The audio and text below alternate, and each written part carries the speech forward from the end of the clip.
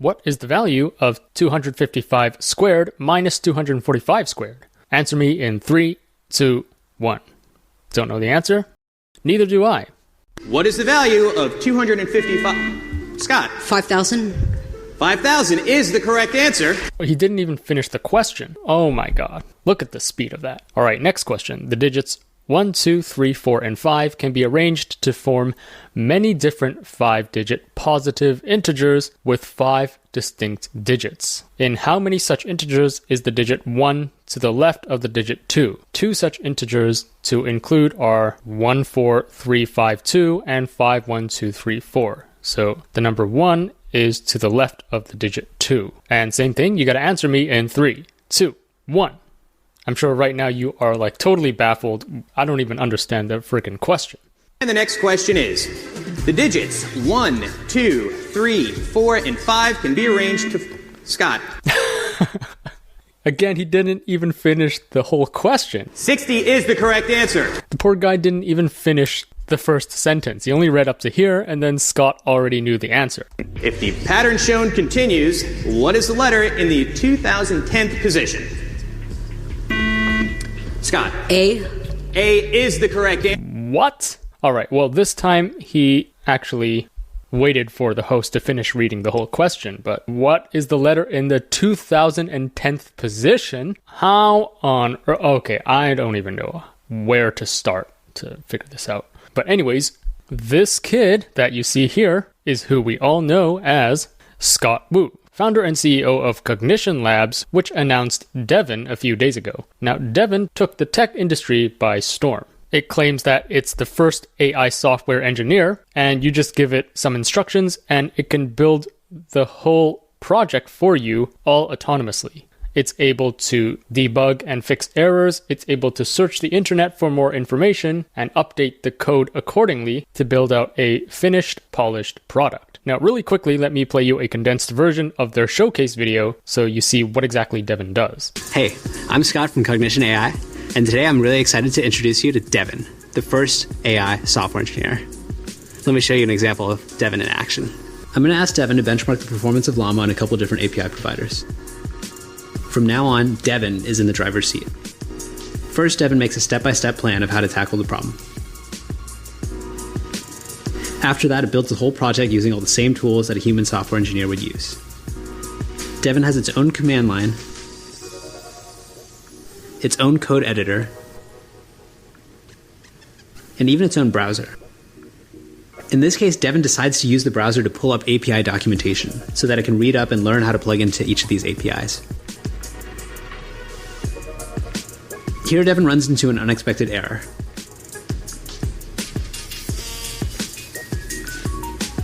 Devin actually decides to add a debugging print statement, reruns the code with the debugging print statement, and then uses the error in the logs to figure out how to fix the bug. Finally, Devin decides to build and deploy a website with full styling as the visualization. You can see the website here. All of this is possible today because of the advancements that we've made in both reasoning and long-term planning. It's a really hard problem, and we've only just started, but we're super excited about the progress that we've made so far.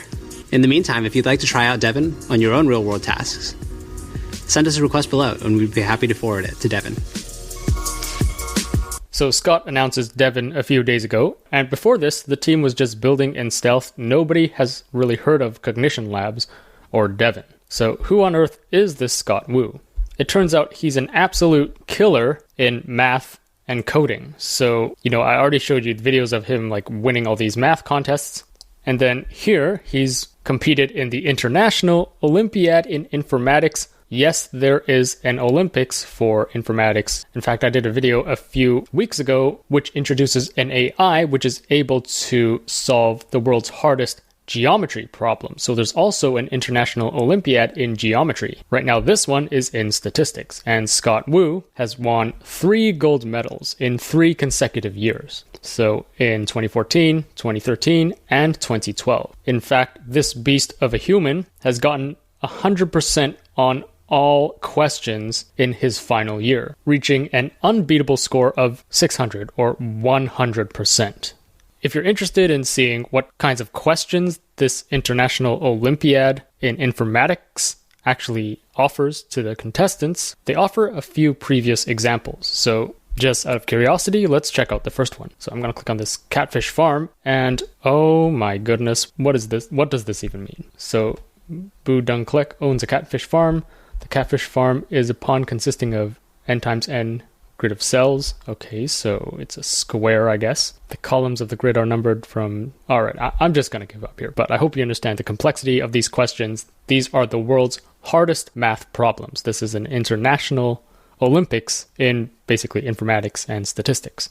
This was part of the 2011 Raytheon Math Counts national competition, and there Scott was an 8th grader from Glasgow Middle School in Louisiana. So at that time, you can see his speed in solving these very complex math problems already showed that he was a math prodigy. At the age of 12, Scott started learning how to code, how to program. And then at the age of 14, he started programming competitively with his brother Neil Wu, who I'll talk about in a second. Scott also enjoys a ton of other competitive strategy games, such as Smash, Poker, Chess, and Tetris. But I don't know if it'll be fun, actually, to play with him, because he'll just destroy you. So on this Codeforces website, which is a popular competitive programming platform, which hosts online competitions, you can see that Scott Wu has achieved legendary Grandmaster status, which basically means he's the best of the best out there. He's gotten a 5-year badge, 8-year badge, and now a 10-year badge. So a math prodigy who learned coding at the age of 12, and then he's also a genius in coding as well. So stalking Scott's LinkedIn here, it seems that after high school, he went to Harvard University to study economics. And then he worked at Adapar, hope I pronounced that correctly, which is a wealth management platform for registered investment advisors specializing in data analytics and portfolio reporting. And then after that, he was the co-founder and chief technology officer at Lunch Club. And he did this from 2017 to 2022. Lunch Club is a social platform that uses AI to connect users with common interests and objectives. They received a $4 million seed funding from Andreessen Horowitz. If you haven't heard of Andreessen Horowitz, it's a very prominent venture capital firm that's known to have invested in some of the biggest tech companies in the world. So, for example, they were early investors in Facebook, Twitter, Airbnb, GitHub, and Slack. They were also early investors in Coinbase, OpenAI, and DeepMind. So they received a $4 million seed funding from Andreessen Horowitz. And then after that, they received a Series A funding of $24 million, also from a few well-known investors, making the company's total valuation at over $100 million. So he was working on Lunch Club for 5 years, and then in 2023, he created Cognition Labs with 2 other co-founders, Stephen Howe, who's the chief technology officer, and then we have Scott Wu, who's the CEO, and then Walden, who's the chief product officer. Even though this was a very early startup, they raised millions of dollars, notably from Peter Thiel's Founders Fund, but also other well-known investors, such as former Twitter executive Elad Gil. Now, Peter Thiel's Founders Fund is also known for its great track record. So Peter Thiel was one of the co-founders of PayPal, along with Elon Musk and a few others, and all of them, they're known as the PayPal Mafia, they've gone on to be very successful later in life as well. So Peter Thiel has this Founders Fund, which is essentially a venture capital firm that invests in early tech startups. So some of their success stories was they invested in Facebook in its early days, and also Spotify and Elon Musk's SpaceX. Interestingly, Peter Thiel also has this Peter Thiel Fellowship, which basically he selects around 20 people every year, and he awards them with $100,000 to not go to college, and instead pursue their own passion, build out their own project. And I think this is actually a really cool idea because, after graduating from school, I really didn't see the value of school. And so a lot of successful people have come out of this fellowship as well. For example, Vitalik, who built Ethereum, actually was one of the recipients of the Peter Thiel Fellowship. But anyways, back to their story. So these 3 had secured funding from Peter Thiel and a few other investors, and they were working in stealth in 2023. So nobody outside really knew about it. They were just building the product, building the code, building the AI secretly for months. And then they've since expanded this team to 10 people. One of them is actually Scott's brother. So his brother is here. He's called Neil Wu, and he also works at Cognition. I believe that your older brother Neil won the Math Downs national competition several years ago. Yes. So both Scott and Neil Wu are well known for their coding and their math abilities. They have achieved world-class status. The Wu brothers have been competing in, and often they won, these international coding competitions ever since they were teenagers. So that's the Wu brothers, which sounds like a nice name for an Asian gang in San Francisco. But anyways, the other, 8 members of the team are also world-class in math and statistics. So this team is not your normal startup team with, just a bunch of indie hackers or coders and maybe a product guy, maybe someone in sales or marketing. This team has won a total of 10 gold medals at top international competitions. And so Scott actually gives this really interesting insight. Teaching AI to be a programmer is actually a very deep algorithmic problem that requires the system to make complex decisions and look a few steps into the future to decide what route it should take. So programming the AI to be a programmer is more than just learning these basic coding skills. And that's what gives this team an edge. They're all world-class in maths and statistics and coding, which is the skill set that is required to basically teach an AI how to program. Thanks to the sponsor of this video, UPix. If you're feeling overwhelmed with Midjourney or Stable Diffusion, you don't want to worry about prompting or learning all these different settings, well, UPix has made it dead easy for you to generate high-quality, realistic images of yourself or anyone else in just one click. It works on desktop as well as on your phone. You don't need to install any apps or anything, it just works straight from your internet browser. Simply select the template, and then upload your photo, and then click Create. It's as easy as that. And look how realistic the results are. There's many templates for you to choose from and more to come, so check it out at upix.app. And when Devin was announced, there was some criticism about its legitimacy, about how good it is. Some people said it's just a marketing stunt. There are plenty of alternatives out there. This just got the most press because it's funded by venture capitalists. Or that it can only solve 14% of programming tasks, so it's not even that good. But keep in mind, you are dealing with a team of world-class gold medalists in informatics and coding. Do you really want to bet against this team? And the Devin that we know today, this is the worst you'll ever see of this. This Devin is just their pre-launch showcase, and they've already outperformed the best LLMs out there by a landslide. And note that the blue bars are actually assisted. That means humans had to guide the chatbot on how to fix errors in the code, for example. Whereas green bar, which is Devin, this percentage of success is actually unassisted. So it required no further guidance from humans to figure out the programming task. Again, this is only going to get better and better with time. So the team now consists of 10 people. They were able to build something that significantly outperforms other coding agents. So for example, there's plenty of other ones out there, such as GitHub Copilot. But GitHub, they have Microsoft backing them up. They have unlimited funding. Like Microsoft is the highest market cap company in the world, I think. They have the world's top talent. They have Azure data centers, so they have all the computing power they ever need. But it's far inferior to Devin, which is only built by a team of 10 people. So a few more notes on the other co-founders. So this is Stephen Howe, the Chief Technology Officer at Cognition, and Howe previously worked at Scale AI. This is a platform that helps label the data that's used to train AI systems.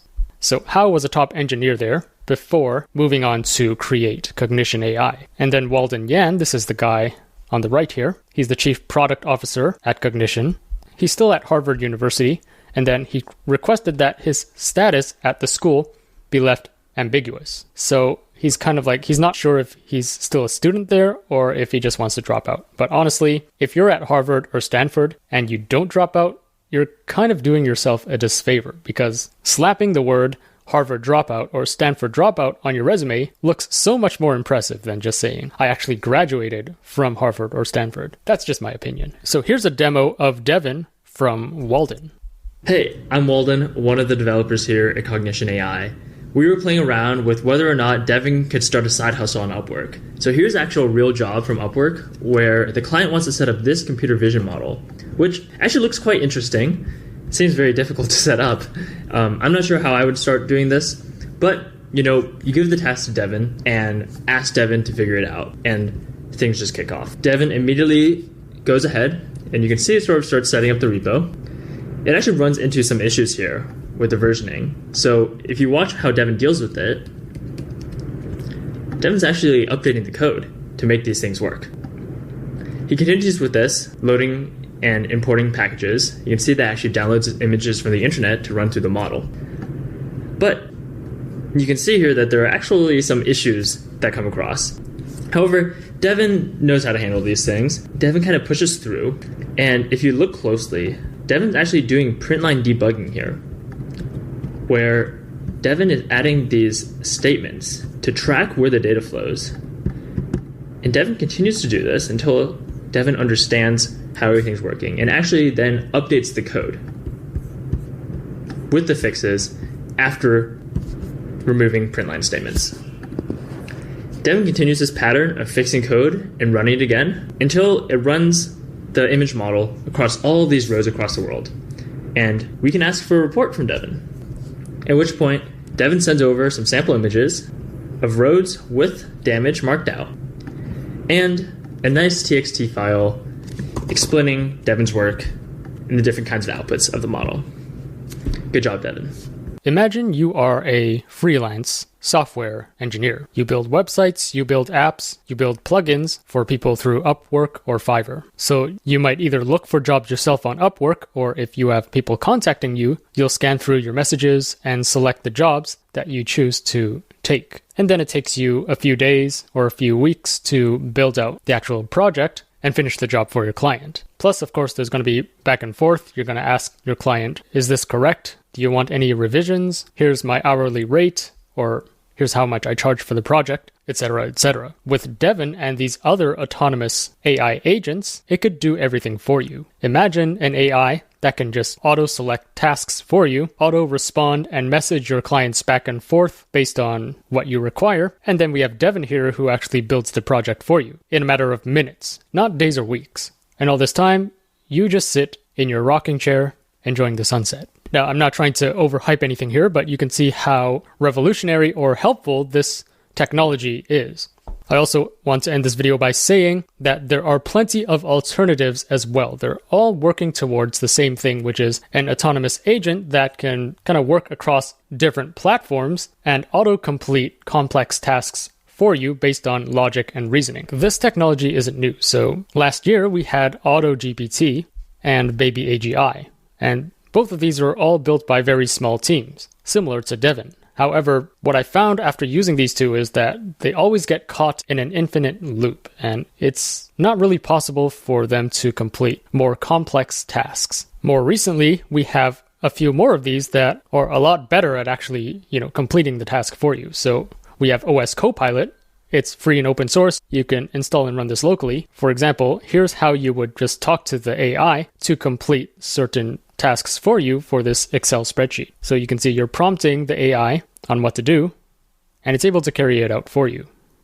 It breaks it down into various subtasks and then completes these one by one based on logic and reasoning.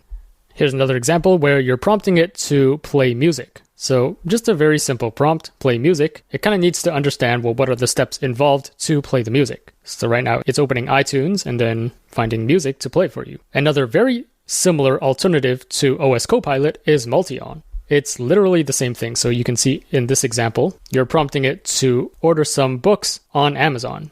So you can see it's navigating to Amazon now. It's searching for the book that you stated. It's clicking on the book. Now it's clicking add to cart. And now it's searching for the second book, clicking on that, and then also clicking on add to cart. And then it clicks on proceed to checkout. And more recently, after Devin has been announced, there was this Medium post which kind of explains how you can build your own Devin. This paper, released earlier this year, also introduces an AI coding assistant that uses multiple agents to help you write and test code. Another really new AI is called Mesa. They call themselves a knowledge processing unit. They say that the KPU is the most advanced reasoning system for LLMs. So here's an example of Mesa in action. So here you can see this AI agent is helping a customer with a question about an order that did not arrive. It's doing all these steps autonomously. You can see it's looking for, I'm assuming, the customer's information. It's now thinking of what steps to do next based on logic and reasoning. And it's explaining what it does in each step. And then it automatically sends an email out to the customer. Thank you for reaching out to us. We apologize for XYZ, and we did XYZ to, address your concern. So you can see more and more of these autonomous AI agents that understand how to do complex tasks across different platforms. More and more of these are coming out. And interestingly, they're all formed by these small teams of indie hackers. It's not necessarily from these big tech giants like Microsoft or Google, which has a lot of funding and a lot of computing power. And again, this is going to be the worst we'll ever see. The technology is only going to get better and smarter with time. And the success rate will only go up with time. So I went on this tangent to say that, well, Devin is only one of many autonomous agents that are being developed right now. Devin has a killer team of world-class experts in statistics and informatics and math and coding. But can they pull this off? Can they build the best autonomous AI agent out there? Or will they just be average? Or will they just be outcompeted by all these other teams that are also building AI agents? Whatever the case, the future is going to be wild. We're going to have so much new and revolutionary technology that can really help us automate a lot of tasks. So anyways, that's the background of the founding team of Devin. Let me know what you think in the comments below. If you enjoyed this video, remember to like, share, subscribe, and stay tuned for more content. I'll see you in the next one.